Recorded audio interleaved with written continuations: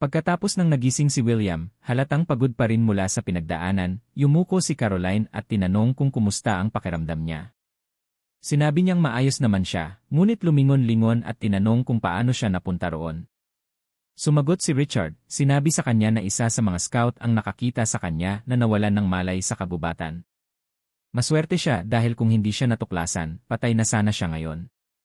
Hiniling nila sa kanya na ipaliwanag ang nangyari at nagsimulang magsinungaling si William na sinasabing hinanap niya si Casper, baka sakaling kailangan niya ng tulong. Ngunit bago pa siya makalayo, pinutol siya ni Richard. Sinabihan niya siyang tumigil sa pagsisinungaling dahil alam na nila na lumabas siya roon na may balak patayin si Casper. Hinimok niya ang bata na itigil na ang pag-aasal at maging tapat na lamang tungkol sa tunay na nangyari. Napahinto si William dahil doon. Sa kanyang isipan, napaisip siya kung paano nila nalaman.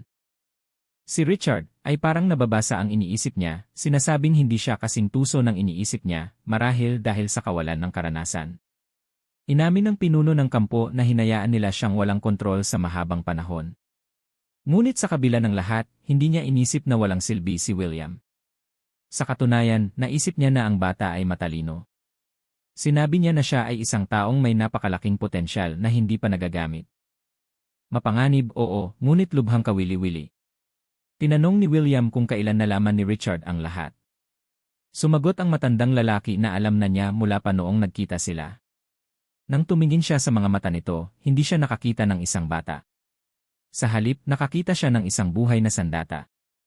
Ngumisi si William at tinanong kung gusto ni Richard na manatili siya at maging kanyang maliit na sundalo. Pero itinuwid siya ng lalaki, hindi lang basta sundalo, isang napakagaling na sundalo.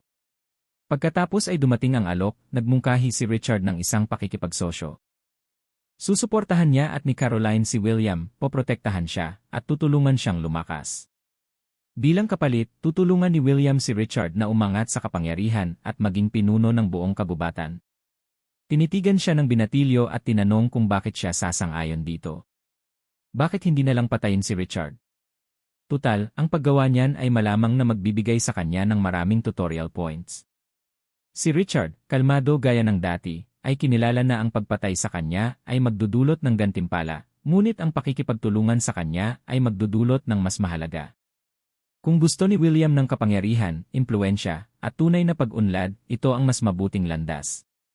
Nang marinig iyon, ngumiti si William.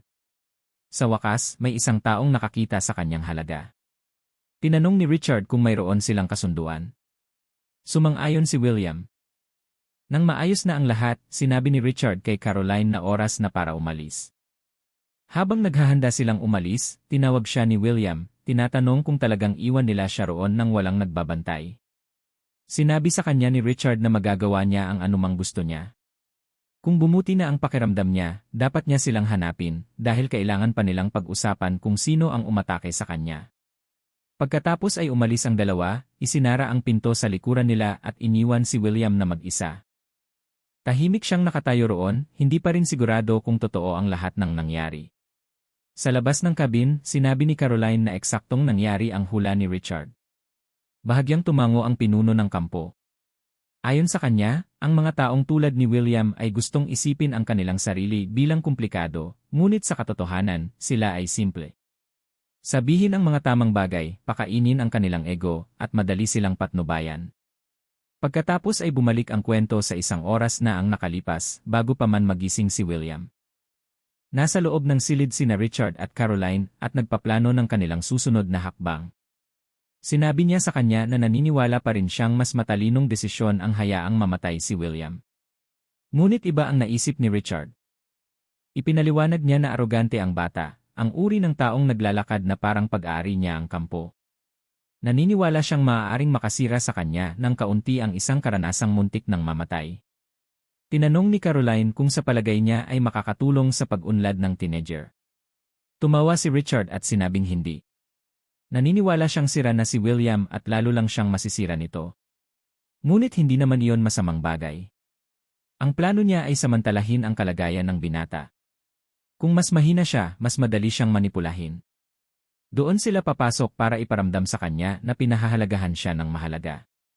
Hahawakan nila ang kanyang ego para iparamdam sa kanya na iginagalang siya. Babawasan niya ang kanyang pagbabantay at gagawin siyang matapat. Si Caroline, na malinaw na nag-aalala, ay nagtanong kung paano niya masisiguro na hindi tatalikod si William. Sinabi ni Richard na hindi siya nag-aalala. Mayroon siyang kasanayan para dyan, isang kasanayang nakuha niya sa pamamagitan ng isang personal na ibinigay na quest. Tila inatasan siya ng sistema na pag-isahin ang mga nakaligtas at alisin ang kompetisyon. Bilang gantimpala, binigyan siya nito ng kakayahang maramdaman ang kawalan ng katapatan sa iba. Tinanong ni Caroline kung ano ang sinasabi ng kasanayan tungkol sa kanya. Tiningnan siya ni Richard sa mata at sinabi sa kanya na naging matapat siya mula pa sa simula. Hindi niya siya pinagdudahan kahit minsan. Napangiti siya dahil doon, pero sa kanyang isip, may itinatago si Richard. Hindi niya sinabi sa kanya na minamanipula na niya si William sa likod ng mga eksena.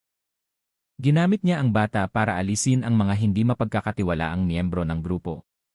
Ito ang paraan niya ng pagpapanatili ng kapayapaan nang hindi narurumihan ang mga kamay. Balik sa kasalukuyan, pagkatapos maselyuhan ang kasunduan. Tinanong muli siya ni Caroline kung ano ang sinasabi ng skill ngayon. Sinabi ni Richard na tapat si William, sa ngayon, ligtas sila. Pagkatapos ay tinanong niya kung ano ang mangyayari kapag natapos na ang lahat ng ito. Alam niya ang ginawa nito at kumbinsido siyang hindi na babalik si Casper. Para sa kanya, natapos na ni William ang kanyang misyon. Humarap si Richard sa kanya, kalmado ngunit matatag ang boses. Sinabihan niya itong huwag ipagkamali ang alyansang ito bilang kabaitan. Para sa kanya, si William ay isa lamang aso. Delikado, oo, pero aso pa rin. Pakakainin niya ito, sasanayin, at pananatilihin itong kapaki-pakinabang. Pero kapag nagkaroon na siya ng kapangyarihan, kapag wala na si Hayden at sa kanya na ang kabubatan, papatayin niya ang aso. Naintindihan ni Caroline, tahimik siyang tumango at umalis. Naiwan si Richard na mag-isa sa may pinto, nag-isip. Sa isip niya, pinag-isipan niya ang mga natitirang hindi pa natatapos.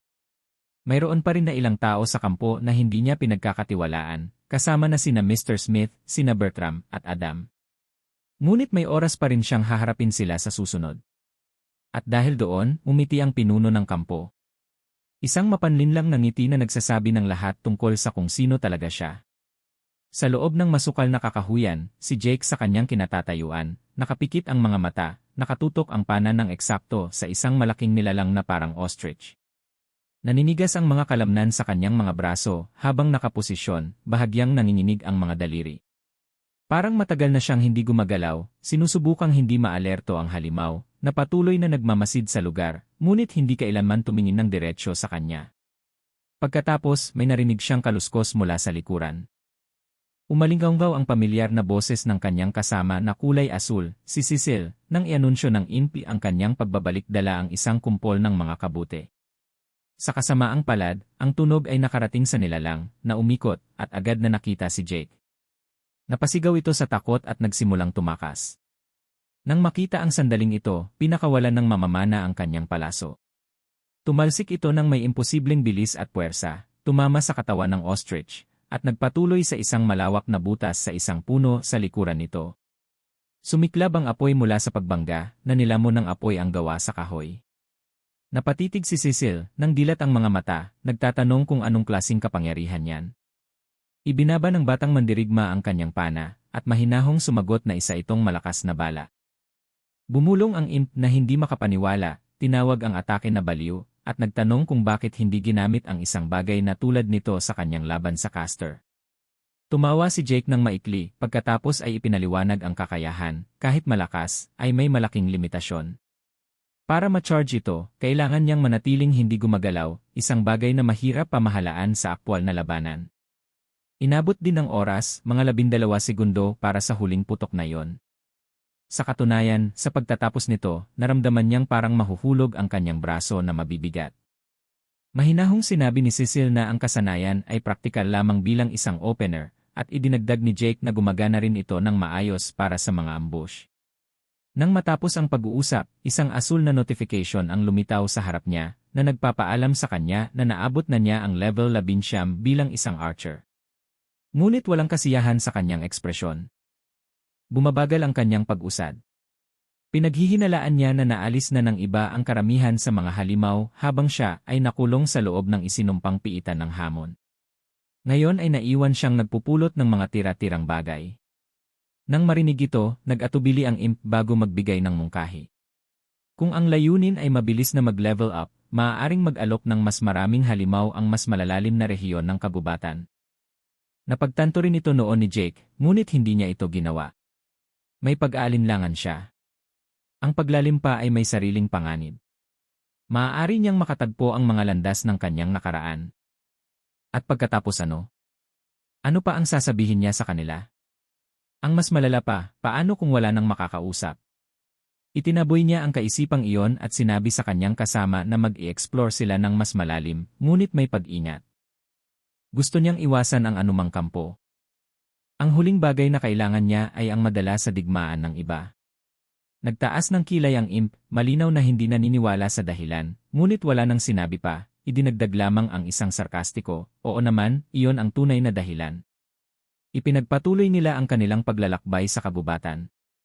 Sa pagkakataong ito, ay nanghuli ang mamamana ng isang baboy ramo, at mabilis itong napatumba gamit ang isang bala.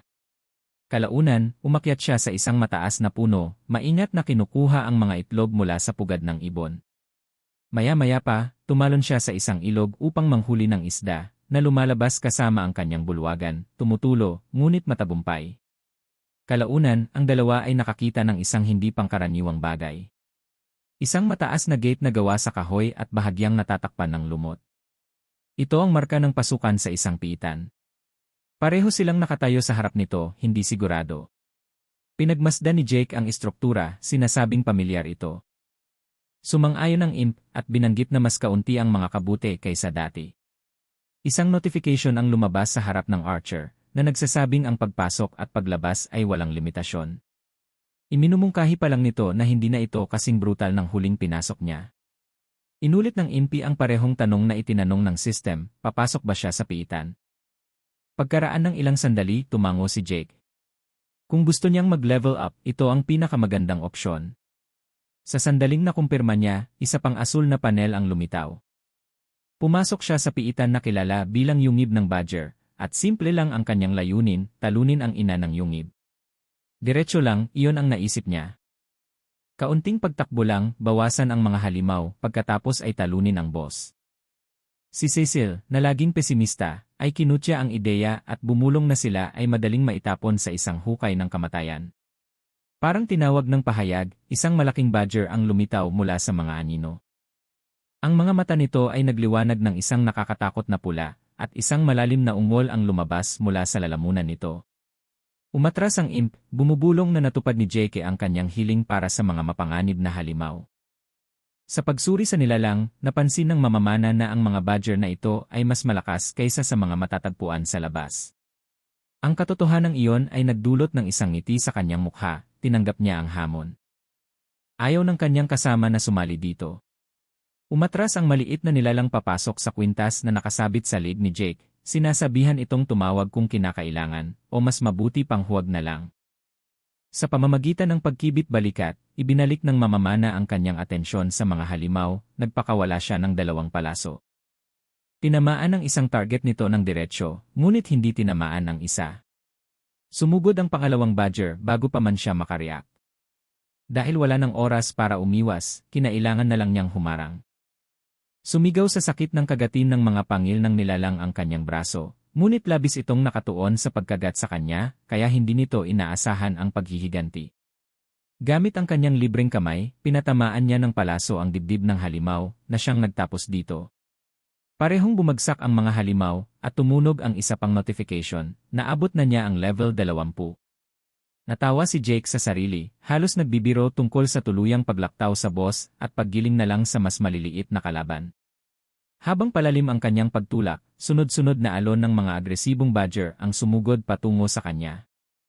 Kinagat, kinulbit at kinulumpon nila ang mga ito. Ngunit ang kamandag sa kanilang mga pangil, ang kanilang pinakamalalang katangian, ay walang gaanong epekto. Dahil sa kanyang klase bilang isang alchemist ng masamang ulupong, nakakuha siya ng bahagyang resistensya sa mga naturang lason. Bagamat bugbog at hinihingal, nagpatuloy siya, tiniis ang bawat atake at gumanti ng may nakamamatay na katumpakan. Nang maalis ang kawan, huminga ng malalim ang mandirigmang gubat, inaamin na ang piitan ay nagbibigay sa kanya ng matinding ehersisyo. Ngunit nagustuhan niya ito. Mula sa kaibuturan ng kwintas, tumawag ang boses ni Cecil. May nakita ang imp na kumikinang sa ilalim ng lupa. Sinundan ng mga mata ni JK ang kanyang direksyon, at di nagtagal ay natagpuan niya itong isang ginintuang kahon na kalahati ay nakabaon sa lupa. Lumapit siya, bumubulong na hindi niya nakita ang isa sa mga ito sa loob. Hinukay niya ang kahon ng kandado at binuksan ito. Sa loob ay isang magandang ginawang maikling espada na may mga hiyas at pumipintig ng malamig na enerhiya. Ang maikling espada ng nagyelong hangin. Hinangaan niya ang lamig na nagmumula sa talim, at napansing malamang na mayroon itong epekto ng pagyelo kapag tinamaan nito ang mga kalaban. Ngunit hindi lang iyon ang lahat. Lumabas ang isa pang notification. Nabigyan siya ng bagong kasanayan ng mamamana, Basic Twin Fang Style, isang lumang dual-wielding technique. Ngumisi siya, sinubukan niya ang dual-wielding dati, madalas na gumagamit ng mga palaso bilang pansamantalang mga talim. Ngunit ngayon ang sistema ay tila nakilala ang kanyang potensyal. Sa aktual na pagsasanay, malamang na magagawa niya ito. Nakangiti pa rin, binanggit ni Jake kung gaano nakalaki ang naibigay sa kanya ng piitan sa loob. Hindi pa niya nahahanap ang Den Mother, at nakatanggap na siya ng bagong armas, bagong kasanayan, at isang level up. Ngunit bago pa niya matapos ang pag-isip, isang napakalakas na ungol ang umalingaw sa kuweba. Isang napakalaking puwersa ang gumalaw sa kailaliman sa unahan. Dumating na ang boss. Walang pag-aalinlangan, lumapit si Jake sa pinanggalingan ng tunog at sumubok papasok sa kuweba. Kalaunan, sa madilim na panloob na silid, natagpuan niya ito, ang Den Mother. Ang kanyang mga pulang mata ay nagliliwanag sa dilim, at ang kanyang maitim at mabalahibong balahibo ay nagbigay sa kanya ng isang kahanga-hangang presensya. Nanatili siyang tahimik na parang hinahamon siyang lumapit. Mabilis na napansin ni Jake na hindi man lang maipakita ng sistema ang karamihan sa kanyang mga estatistika o impormasyon mula sa loob ng bulsa ng kwintas. Si Cecil nagmungkahi na maaaring dahil ito sa masyadong mataas ang kanyang antas para mairehistro ng sistema. Ang imp, na nananatiling nakatago sa loob ng ligtas na kwintas, ay nagbigay ng walang gaanong malay na mungkahi na marahil ay sapat na ang nakuha ni Jake sa lugar na ito at dapat na lang lumabas ng piitan ngayon. Ngunit hindi ito pinayagan ni Jake, siya ay mariing tumutol, at ang kanyang boses ay may bigat ng katiyakan. Naalala niya ang kakaibang nilalang na dayuhan na unang nagpaalala sa kanya tungkol sa tutorial na ito. Na nagbabala sa kanya tungkol sa napakalaking makapangyarihang mga halimaw na kilala bilang mga Beast Lord. Habang nakatitig siya sa Den Mother, ay may kung anong nagsasabi sa kanya na isa siya sa kanila.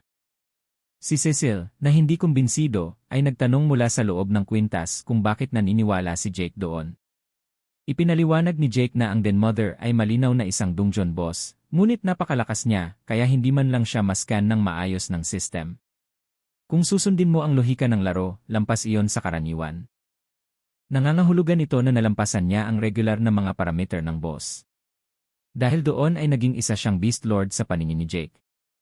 Mula sa kanyang kinatatayuan, napagtanto ni Jake na mayroon siyang malinaw na vantage point.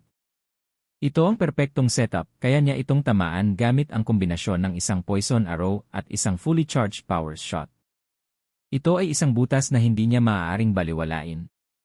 Si Cecil, hindi humanga, bumuntong hininga mula sa loob ng kwintas. Bumubulong na ito ang isa sa mga pagkakataong hiniling niya na sana ay nanatili na lang siya sa library sa Challenge Dungeon.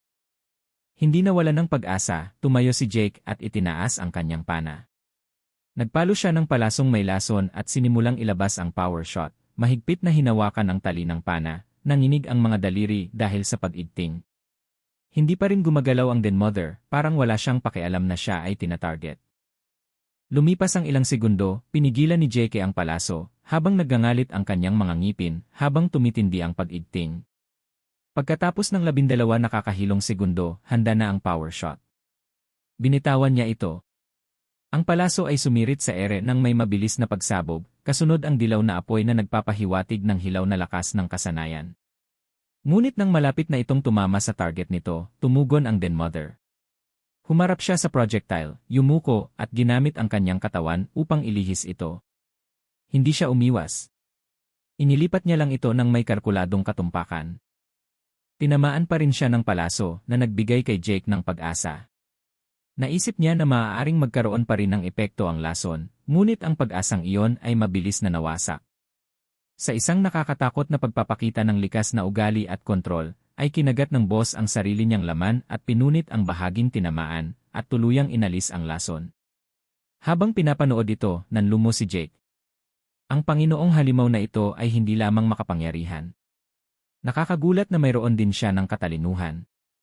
Mabilis na kumuha si Jake ng isa pang palaso at tinutok. Ngunit bago pa siya makapagputok, sumugod ang boss ng kulungan. Nawala niya ang palaso, ngunit bago pa man ito makaabot sa kanya, ay nagpakawala siya ng isang napakalakas na ungol na halos mabasag ang palaso sa ere. Napahawak si Jake sa kanyang mga tainga at natigilan dahil sa tunog. Hindi lang iyon basta dagundong, isa itong uri ng sonic attack. Sa isang iglap, nasa harapan na niya ang boss. Ang mga kuko ng halimaw ay tumama sa tagiliran niya na pumupunit sa kanyang tiyan. Napasigaw si Jake sa sakit, tumutulo ang dugo mula sa sugat habang siya ay natutumba pa atras. Umubo siya, nanginginig ang kanyang katawan, at pagkatapos ay naramdaman niya ito, ang pulso ng kamandag na dumadaloy sa kanyang sistema.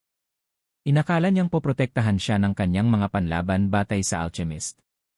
Ngunit ang kamandag nito ay nasa ibang antas, na mas malakas kaysa sa mga regular na badger. Hindi siya agad sumugod, sa halip, ang Den Mother ay yumuko, nakatitig sa kanya, at nagpakawala ng isang patuloy na ungol na parang naghihintay sa kanyang susunod na galaw. Alam ni Jake na hindi na niya kayang tumanggap ng isa pang tama ng ganoon. Kailangan niya ng mabilis na distansya. Lumingon siya at tumakbo ng malayo, at umatras papasok sa kuweba upang muling mag-ipon. Habang tumatakbo, tinawag niya si Cecil, tinatanong kung may anumang health potion sa imbakan ng kwintas. Hindi nakatulong na ipinaalala ni Cecil sa kanya na ang mga nasa loob nila ay halos mga vial ng lason. Tumigil si Jake, isang bagong ideya ang sumibol sa kanyang isipan. Tumigil siya sa pagtakbo at umikot, minumura ang Den Mother at hinamon ito ng isang round 2. Inabot niya ang kwintas at dinampot ang isa sa mga vial ng lason. Nang muling sumugod ang Den Mother patungo sa kanya, direktang inihagis niya ang bote sa kanya. Tulad ng kanyang hinulaan, tumugon ang boss ng isa pang sonic attack, sinusubukang basagin ang projectile sa ere. Gumana ito, ngunit hindi pabor sa kanya. Nabasag ang bote at tumalsik ang likidong may lason sa kanyang mukha. Ngumiti si Jake, gumana ang patibong. Agad na kinakalawang ng malakas na lason ang kanyang balat. Mga bahaging nabubulok sa paligid ng kanyang panga at mata. Ngunit kahit na ang kanyang mukha ay nagsimulang umitim, hindi pa tapos ang Den Mother. Ibang klase ng ungol ang pinakawalan niya sa pagkakataong ito, isa na umalingaw-ngaw sa buong piitan. Kumurap si Jake.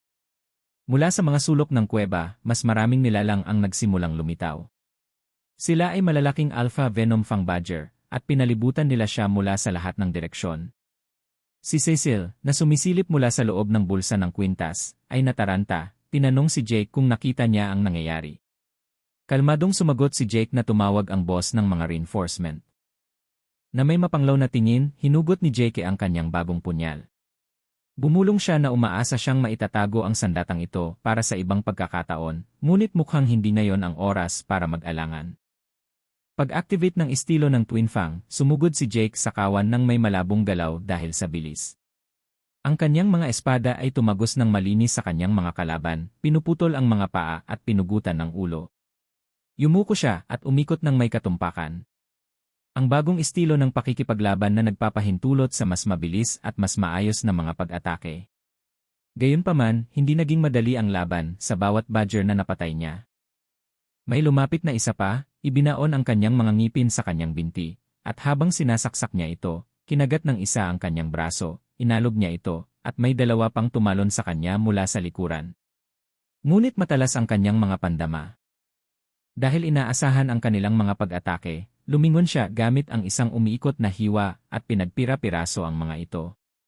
Sa pagtatapos nito, si Jake ay nakatayong hinihingal, ang kanyang katawan ay puno ng dugo, napapalibutan ng mga bangkay ng kanyang mga kaaway. Ngunit hindi pa tapos ang labanan. Nakatayo pa rin ang Den Mother. Tumingala si Jake, sinalubong ang tingin nito. Hawak pa rin ang mga espada, sumugod siya. Tumakbo ang boss papunta sa kanya, walang humpay ang kanyang dalit. Nagbanggaan sila ng harapan. Sa isang mabilis at malakas ay inihagis ni Jake ang magkabilang espada, diretsong tinarak siya. Hinati siya ng kanyang atake sa gitna, hinati ang Den Mother sa dalawang perpektong hati. Ang katahimikan bumalik sa kuweba. Si Jake, pagod at basang-basa ng dugo, ay nahulog ang kanyang mga espada sa sahig. Nang mawala ang adrenaline sa kanyang katawan, isang asul na notification screen ang lumitaw sa harap niya na nag-aanunsyo ng mga panalo. Mula sa loob ng kwintas, napabuntong hininga si Cecil sa hindi makapaniwala. Hindi siya makapaniwala na nagawa nga ito ni Jake. Ngunit hindi tumugon si Jake.